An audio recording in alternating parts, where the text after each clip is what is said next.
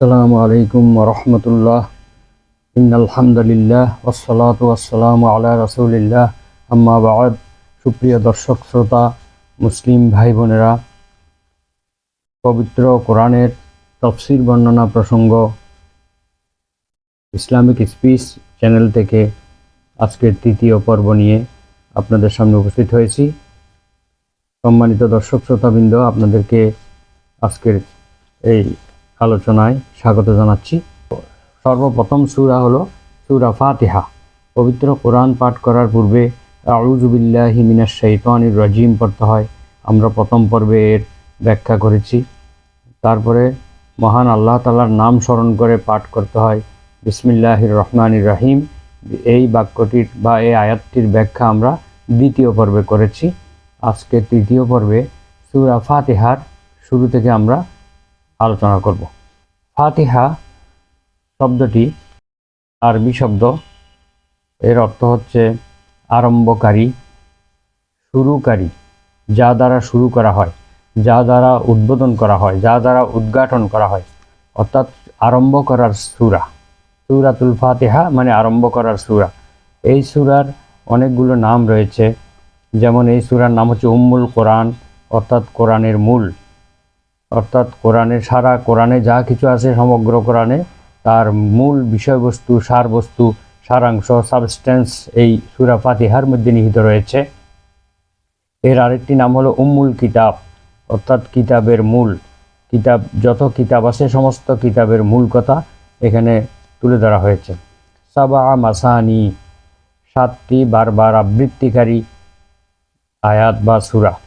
অর্থাৎ এই সূরার নাম কোরআনের মধ্যে উল্লেখ আছে এক জায়গায় সাবা মাসানি, অর্থাৎ 7 আয়াত বিশিষ্ট একটি সূরা, যা বারবার আবৃত্তি করা হয়, পাঠ করা হয়, তেলাওয়াত করা হয়। এর আরেকটি নাম হলো সূরাতুল হামদ, অর্থাৎ প্রশংসার সূরা, যেহেতু এই সূরার শুরুতে আল্লাহর প্রশংসা দিয়ে শুরু করা হয়। সূরাতুস সালাত আরেকটি নাম, অর্থাৎ এটা সালাতের সূরা, যা দ্বারা নামাজ আদায় করা হয়। আরেকটি নাম হলো সূরাতুশ শিফা। এই সূরার মধ্যে আল্লাহ তাআলা যত রোগ আছে সমস্ত রোগের শিফা রেখেছেন। সূরাতুর রুকিয়া, রুকিয়া হচ্ছে ঝাড়ফুঁক করা। অর্থাৎ এই সূরা পাঠ করে কারো যে সমস্ত রোগী, যেই কঠিন রোগী হোক না কেন, তার উপরে যদি ফুঁক দেওয়া হয়, তাকে যদি ঝাড়ফুঁক করা হয়, তাহলে ইনশাআল্লাহ সে সুস্থ হয়ে উঠবে। এই জন্য এটার নাম হচ্ছে সূরাতুর রুকিয়া। আরেকটি নাম হলো কোরআনুল আজিম, অর্থাৎ মহিমান্বিত কোরআন। এই সূরাকে কোরআনে আজিম বলা হয়। এই সূরাটি মক্কায় নাজিল হয়। মহান আল্লাহ তাআলা পবিত্র কোরআনে বলেন, আউযু বিল্লাহি মিনাশ শাইতানির রাজিম, ওয়ালাকাদ আতাইনাকা সাবআম মিনাল মাসানি ওয়াল কুরআনাল আযীম। অর্থাৎ আমি আপনাকে দিয়েছি 7 আয়াত বিশিষ্ট, যা পুনঃ পুনঃ আবৃত্তি করা হয়, বারবার পাঠ করা হয়। আর এটা হচ্ছে মহান কোরআন। অর্থাৎ সূরা ফাতিহার এখানে নাম উল্লেখ রয়েছে সাবআম মিনাল মাসানি, আর একটা হচ্ছে কোরআনুল আযীম, মহিমান্বিত কোরআন। বুখারী শরীফে একটি হাদিস উল্লেখ আছে যে ফাজাইলুল কোরআন অধ্যায়ে, সেখানে আবু সাঈদ খুদরি রাদিয়াল্লাহু আনহু বলেন যে আমরা একবার সফরে একটি জায়গায় আমরা অবতরণ করলাম। সেখানে গিয়ে আমরা যখন অবস্থান নিয়েছি, তখন হঠাৎ করে একজন দাসী এসে বলল যে আমাদের গোত্রের নেতাকে সাপে কেটেছে, এখন আমাদের লোকজন সব বাইরে আছে, আপনাদের মধ্যে কি ঝাড়ফুঁক করার মতো কেউ আছে? তখন ওই আবু সাঈদ খুদরি রাদিয়াল্লাহু আনহু দের দল থেকে একজন লোক বের হয়ে ওই দাসীর সঙ্গে গেল এবং ওই লোককে ঝাড়ফুঁক করলো। ঝাড়ফুঁক করার পরে সে সুস্থ হয়ে উঠল। এর পুরস্কার স্বরূপ 30টা ছাগল এবং বেশ কিছু দুধ তাদের আপ্যায়নের জন্য পাঠানো হলো। তখন আবু সাঈদ খুদরি রাদিয়াল্লাহু আনহু বললেন যে আমরা তো জানতাম না যে এই লোকটি ঝাড়ফুঁক জানে। তখন তাকে আসার পরে জিজ্ঞেস করা হলো, তুমি কি ঝাড়ফুঁক জানো? তিনি বললেন, আমি জানি না, আমি শুধু সূরা ফাতিহা পাঠ করেছি। সূরা ফাতিহা পাঠ করে তাকে ফুঁ দিয়েছি, আল্লাহর অসীম রহমতে সে সুস্থ হয়ে উঠেছে। তখন সবাই বলল যে এই ছাগলগুলো এখন আমরা নিতে পারবো না, ভাগ করতে পারবো না। আল্লাহর রাসূল সাল্লাল্লাহু আলাইহি ওয়াসাল্লামের কাছে গিয়ে, মদিনায় গিয়ে আমরা জিজ্ঞেস করে তারপরে আমরা এই ছাগলগুলোর ব্যাপারে সিদ্ধান্ত নেব। মহানবী সাল্লাল্লাহু আলাইহি ওয়াসাল্লামের কাছে এসে বললেন যে এই ঘটনা। তখন নবীজি বললেন, তুমি কিভাবে জানলে যে এই সূরা দ্বারা ঝাড়ফুঁক করা হয়? তখন বললেন যে এই ছাগলগুলো ভাগ করো এবং আমার জন্য এক ভাগ রাখো।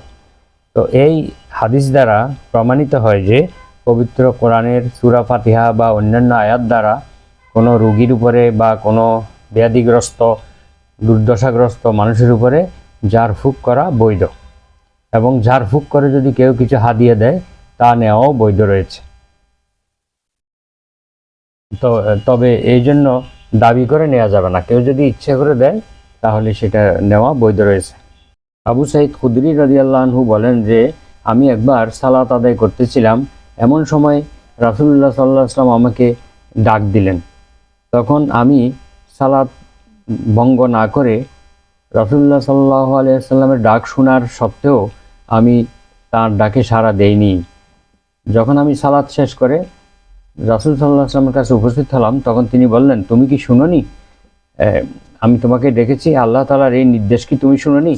ইয়া আইয়ুহাল্লাযীনা আমানুস্তাজিবু লিল্লাহি ওয়ালির রাসূলি ইযা দাআকুম লিমা ইউহয়িকুম। আল্লাহ তাআলার এই আয়াত কি তুমি শুনো নাই? হে ঈমানদারগণ, তোমাদেরকে যখন আল্লাহ এবং আল্লাহর রাসূল তোমাদেরকে আহ্বান করে ডাকে, তখন তোমরা তাদের ডাকে সাড়া দাও, যা তোমাদের জীবন সঞ্চার করে। যেই বিষয়ে তোমাদের জীবন সঞ্চার করে, তোমাদের জীবনী শক্তিকে বৃদ্ধি করে, তোমাদের উজ্জীবিত করে, সেই আল্লাহ এবং রাসূলের ডাকে সাড়া দাও। তখন আবু সাঈদ খুদরি রাদিয়াল্লাহু আনহু বললেন, আমি তো সালাত আদায় করছিলাম, আমি তাই আপনার ডাক শোনা সত্ত্বেও সালাত থেকে আমি জবাব দেইনি। তখন আল্লাহ রাসূল সাল্লাল্লাহু আলাইহি ওয়াসাল্লাম এই আয়াতটি শুনিয়ে দিলেন। তাহলে এই আয়াত দ্বারা প্রমাণিত হয় যে আল্লাহ রাসূল সাল্লাল্লাহু আলাইহি ওয়াসাল্লামের জীবদ্দশায় তিনি যখন কাউকে ডাক দিতেন, তিনি ফরজ সালাত হলেও সালাত ভঙ্গ করে আল্লাহর রাসূলের ডাকে সাড়া দেওয়া তার জন্য ওয়াজিব। আর পৃথিবীতে যে কোনো মুসলিম নরনারীর জন্য তার মাতা পিতা যখন তাকে আহ্বান করবে, ডাকবে, তখন সেই নফল সালাতরত অবস্থায় থাকলে নফল সালাত ভঙ্গ করে তাকে পিতামাতার ডাকে সাড়া দিতে হবে, তবে ফরজ সালাত ভঙ্গ করা যাবে না। কিন্তু আল্লাহর রাসূল সাল্লাল্লাহু আলাইহি ওয়াসাল্লাম যদি ডাক দিতেন, তাহলে কিন্তু ফরজ সালাত ভঙ্গ করে হলেও তার ডাকে সাড়া দেওয়া মুসলমানদের উপরে ওয়াজিব ছিল, ফরজ ছিল। তো এই বিষয়টি স্মরণ করে দিয়েছেন। তখন তিনি আবু সাঈদ খুদরি রাদিয়াল্লাহু আনহুকে বললেন যে তোমাকে আমি এই কথা বলার পরে বললেন যে আমি তোমাকে মসজিদ থেকে বের হওয়ার আগে বলে দেব যে সবচেয়ে বড় এবং মর্যাদাবান সূরা কোনটি। তখন কথাবার্তার এক পর্যায়ে মহানবী সাল্লাল্লাহু আলাইহি ওয়াসাল্লাম যখন মসজিদ থেকে বের হওয়ার উদ্যত হলেন, তখন আবু সাঈদ খুদরি রাদিয়াল্লাহু আনহু তাকে স্মরণ করিয়ে দিলেন, ইয়া রাসূলুল্লাহ, আপনি তো আমাকে একটা বিষয়ে বলছিলেন যে কোরআনের কোন আয়াত, কোন সূরাটি সবচেয়ে মহিমান্বিত, সবচেয়ে বড়। তখন আল্লাহ রাসূল সাল্লাল্লাহু আলাইহি ওয়াসাল্লাম বললেন যে সেই সূরাটি হলো সূরাতুল হামদ, আলহামদুলিল্লাহি রাব্বিল আলামিন, অর্থাৎ সূরা ফাতিহা। এটা হচ্ছে কোরআনের সবচেয়ে মর্যাদাবান এবং সবচেয়ে বড় সূরা। যদিও সূরাটি 7 আয়াত বিশিষ্ট, কিন্তু মর্যাদার দিক থেকে সেটা অনেক বড়। সালাতে সূরা ফাতিহা পাঠ করা প্রসঙ্গে মুসলিম শরীফে 295 নম্বর একটি হাদিস রয়েছে, আবু হুরায়রা রাদিয়াল্লাহু আনহু থেকে বর্ণিত। মহানবী সাল্লাল্লাহু আলাইহি ওয়াসাল্লাম বলেছেন যে লা সালাতা লিমান লাম ইয়াকরা বিফাতিহাতিল কিতাব, যে ব্যক্তি সালাতে সূরা ফাতিহা পাঠ করলো না, তার সালাত অসম্পূর্ণ রয়ে গেল, অর্থাৎ তার সালাত হবে না। অর্থাৎ সূরা ফাতিহা পাঠ করা প্রত্যেক সালাতে ওয়াজিব, এটা পাঠ না করলে তাদের সালাত হবে না। তখন এক ব্যক্তি আবু হুরায়রা রাদিয়াল্লাহু আনহুকে জিজ্ঞেস করা হলো যে আচ্ছা, যদি আমরা ইমামের পিছনে থাকি তাহলে আমরা কি করব? তখন আবু হুরায়রা রাদিয়াল্লাহু আনহু বললেন যে যদি ইমামের পিছনে থাকেন তাহলেও চুপে চুপে সূরা ফাতিহা পড়ে নিও। তো বিশ্বের বিশিষ্ট বরেণ্য আলেমগণ, ফকিগণ এই ব্যাপারে একটি সুন্দর সমাধান দিয়েছেন যে আমরা কিভাবে সালাতের মধ্যে সূরা ফাতিহা পাঠ করব, বিশেষ করে ফরজ সালাতে। ফরজ সালাতের যেই সকল ওয়াক্তে আমরা ইমাম সাহেবরা জোরে কেরাত পড়েন, উচ্চস্বরে কেরাত পড়েন, সেই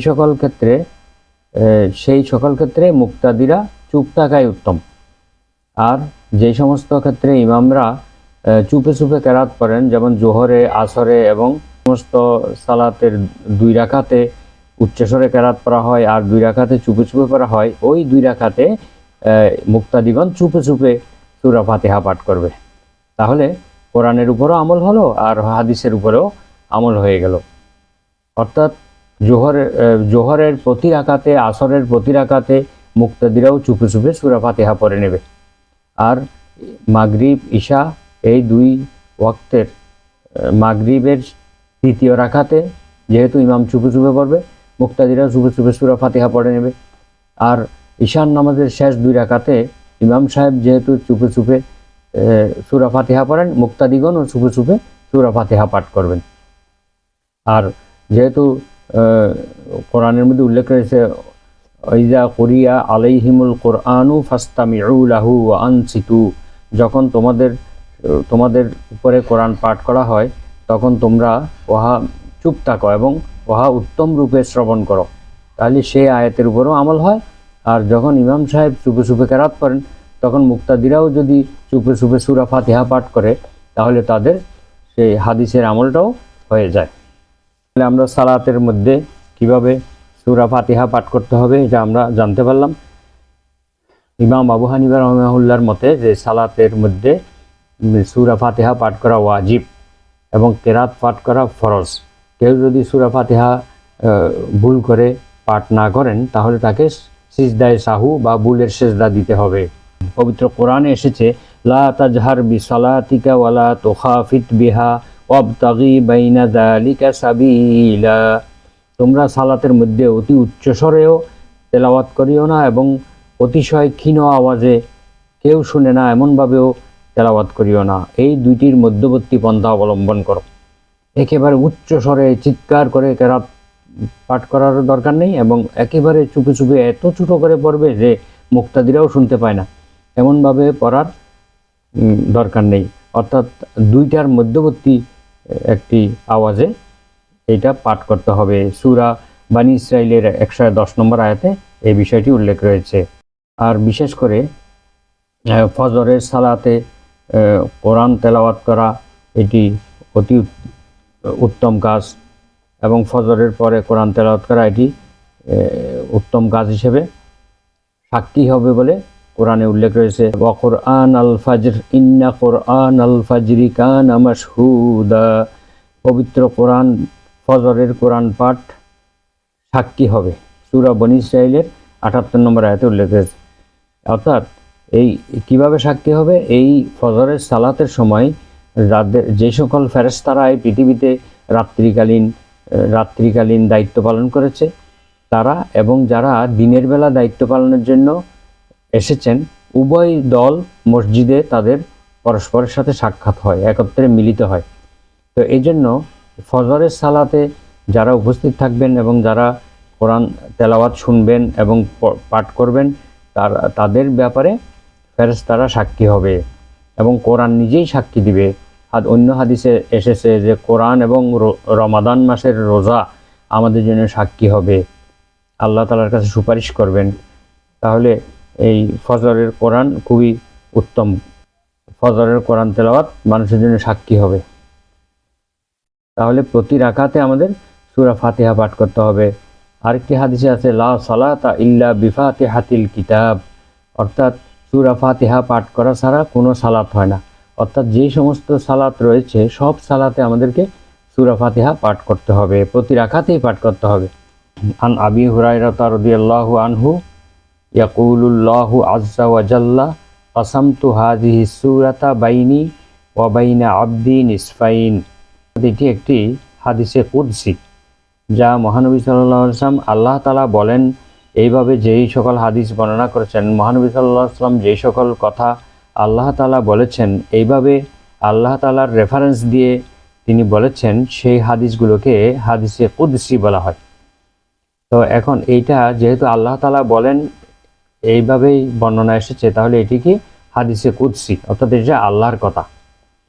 আল্লাহ তাআলা বলেন যে কাসামতু হাযিহি সূরাতা, আমি এই সূরাটিকে ভাগ করে নিয়েছি বাইনি ওয়া বাইনা আবদি নিসফাইন, আমি এবং আমার বান্দার মধ্যে অর্ধেক অর্ধেক এই সূরাটি আমরা ভাগ করে নিয়েছি। কিভাবে ভাগ করে নিয়েছেন সেটা বর্ণনা আসতেছে হাদিসের মধ্যে। সেটা হলো ওয়ালি আব্দি মা সাআলা, আমার বান্দার জন্য তাই রয়েছে যা সেই আমার কাছে প্রার্থনা করে। ফাইজা ক্বাল আল আব্দু আলহামদুলিল্লাহি রব্বিল আলামিন, যখন আমার বান্দা বলে আলহামদুলিল্লাহি রব্বিল আলামিন, সকল প্রশংসা সারা বিশ্বের মহাবিশ্বের প্রতিপালক আল্লাহ তাআলার জন্য, এই কথা যখন বলে ইয়াকুলুল্লাহু আজ্জা ওয়া জাল্লা, তখন মহান গরিয়ান আল্লাহ তাআলা বলেন হামিদানি আব্দি, বান্দার এই কথার জবাবে আল্লাহ বলেন আমার বান্দা আমার প্রশংসা করলো, আমার বান্দা আমার প্রশংসা করলো। আল্লাহ এইভাবে উত্তর দেন। ফাইজা ক্বালা আর রহমানির রহিম, যখন বান্দা বলে আর রহমানির রহিম, পরম করুণাময় অসীম দয়ালু, আল্লাহ তাআলা পরম করুণাময় অসীম দয়ালু, এই কথা যখন বলেন ইয়াকুলুল্লাহু আসনা আলাইয়া আব্দি, তখন আল্লাহ তাআলা বলেন যে আমার বান্দা আমার অত্যন্ত গুণকীর্তন করলো, আমার গুণ বর্ণনা করলো। অথবা আরেকটি হাদিসে আছে মাদাহানি আব্দি, আমার বান্দা আমার গুণগান করলো। ফাইজা ক্বালা মালিকি ইয়াউমিদ্দিন, যখন বান্দা বলে মালিকি ইয়াউমিদ্দিন ইয়াকুলুল্লাহু আসনা আলাইয়া আব্দি, যখন মালিকি ইয়াউমিদ্দিন বলে তখন আল্লাহ তাআলা উত্তরে বলেন আসনা আলাইয়া আব্দি, আমার বান্দা আমার প্রশংসা করলো, আমার গুণগান করলো। আরেকটি হাদিসে আছে এভাবে মাজ্জাদানি আব্দি, আমার বান্দা আমাকে শ্রেষ্ঠত্ব প্রকাশ করলো, আমার শ্রেষ্ঠত্ব প্রকাশ করলো, আমার বড়ত্ব প্রকাশ করলো, আমাকে মর্যাদা দিল। এভাবে আল্লাহ উত্তর দেন। ফাইজা ক্বালা ইয়্যাকা না'বুদু ওয়া ইয়্যাকা নাস্তাঈন, যখন বান্দা বলে যে হে আল্লাহ আমি একমাত্র তোমারই ইবাদত করি এবং একমাত্র তোমারই কাছে সাহায্য চাই। ক্বালা হাযা বাইনি ওয়া বাইনা আব্দি, তখন আল্লাহ তাআলা উত্তরে বলেন যে এই বিষয়টি আমার এবং আমার বান্দার মধ্যেই রইল। অর্থাৎ এখানে এই আয়াতের মধ্যে অর্ধেক আল্লাহর অর্ধেক বান্দার। যেমন ইয়্যাকা না'বুদু, এটা হলো বান্দার পক্ষ থেকে আল্লাহর প্রশংসা যে আমরা একমাত্র তোমারই ইবাদত করি। ওয়া ইয়্যাকা নাস্তাঈন, এবং আমরা তোমার কাছে সাহায্য চাই। তাহলে অর্ধেক হলো প্রশংসা আর অর্ধেক হলো বান্দার প্রার্থনা। তো এই বিষয়টি আল্লাহ বলছেন এই বিষয়টি আমার এবং আমার বান্দার মধ্যেই সীমাবদ্ধ থাকবে। ওয়ালি আব্দি মা সাআলা, এবং আমার বান্দা যা চেয়েছে তা সে পাবে। ফাইজা ক্বালা ইহদিনাস সিরাতাল মুস্তাকিম সিরাতাল্লাযীনা আন'আমতা আলাইহিম গায়রিল মাগদুবি আলাইহিম ওয়ালাদ-দাল্লিন, বান্দা যখন বলে হে আল্লাহ, হে আমার রব, আপনি আমাদেরকে সরল সঠিক পথ প্রদর্শন করুন, সেই পথ আমাদেরকে প্রদর্শন করুন যেই পথে আপনার অনুগ্রহপ্রাপ্ত বান্দারা চলে গিয়েছে, আপনার অনুগ্রহপ্রাপ্ত নিয়ামতপ্রাপ্ত বান্দারা, আপনি যাদের উপরে নিয়ামত দিয়েছেন সেই বান্দাদের পথে আমাদেরকে পরিচালিত করুন। আর সেই সব লোকদের পথে আমাদেরকে পরিচালিত করবেন না যারা আপনার গজবে পতিত হয়েছে, ক্রোধে পতিত হয়েছে, এবং যারা পথভ্রষ্ট হয়ে গিয়েছে তাদের পথে আমাদেরকে পরিচালিত করবেন না। এই কথা বলার পর ক্বালা হাযা লিআবদি ওয়ালি আব্দি মা সাআল, আল্লাহ তাআলা তখন উত্তরে বলেন এই বিষয়টি সম্পূর্ণ আমার বান্দার জন্য থাকবে, আমার বান্দা আমার কাছে যা চেয়েছে তাকে পুরোটাই দেয়া হবে। ওয়ালি আব্দি মা সাআল, আমার বান্দা যা চেয়েছে তাকে পুরোটাই দেয়া হবে। অর্থাৎ যেই পথের জন্য আমার কাছে দোয়া করেছে তাকে সেই সরল সঠিক পথ দেখানো হবে এবং তাকে গজবপ্রাপ্ত লোকদের থেকে মুক্ত রাখা হবে, পথভ্রষ্ট লোকদের থেকে তাকে দূরে রাখা হবে। এভাবে আল্লাহ তাআলা সূরা ফাতিহার মধ্যে বান্দার প্রতিটি আয়াতের জবাব দিয়ে থাকেন। সুতরাং সূরা ফাতিহা অত্যন্ত সুন্দরভাবে ধীর স্থিরভাবে পড়া উত্তম। তাহলে এইটা আল্লাহ তাআলার সঙ্গে কথোপকথনে পরিণত হবে। একটি আয়াত অন্তত আজকে আলোচনা করি, সেটি হলো সূরা ফাতিহার প্রথম আয়াত হচ্ছে আলহামদুলিল্লাহি রব্বিল আলামিন। আলহামদু অর্থাৎ সকল প্রশংসা, এখানে আল শব্দটি সকল প্রকার প্রশংসাকে অন্তর্ভুক্ত করে। এটিকে আলিফ লামে ইস্তেগরাকি বলা হয়, যাহা একই রকম বিষয়ের সকল বিষয়কে অন্তর্ভুক্ত করে তাকে সেটা আল দ্বারা বোঝানো হয়। আলহামদু অর্থাৎ যত রকমের প্রশংসা আছে সকল প্রশংসা আল্লাহ তাআলার প্রাপ্য। আল্লাহ, যিনি লিল্লাহি মানে আল্লাহর জন্য, সকল প্রশংসা আল্লাহর জন্য, রব্বিল আলামিন যিনি প্রতিপালক, আলামিন সমগ্র বিশ্বজাহানের, সকল বিশ্বের সকলগুলো অনেকগুলো জগৎ নিয়ে এই মহাবিশ্ব গঠিত। এই মহাবিশ্বের প্রতিটি জগতের প্রতিপালক হচ্ছেন আল্লাহ তাআলা। তো আমরা আজকে এখানেই ভিডিও সমাপ্ত করি। আগামী চতুর্থ পর্বে আমরা আলহামদুলিল্লাহি রব্বিল আলামিনের ব্যাখ্যা প্রদান করব। সুবহানাকা আল্লাহুম্মা ওয়া বিহামদিকা আশহাদু আল্লা ইলাহা ইল্লা আনতা আস্তাগফিরুকা ওয়া আতুবু ইলাইক। আসসালামু আলাইকুম ওয়া রাহমাতুল্লাহ।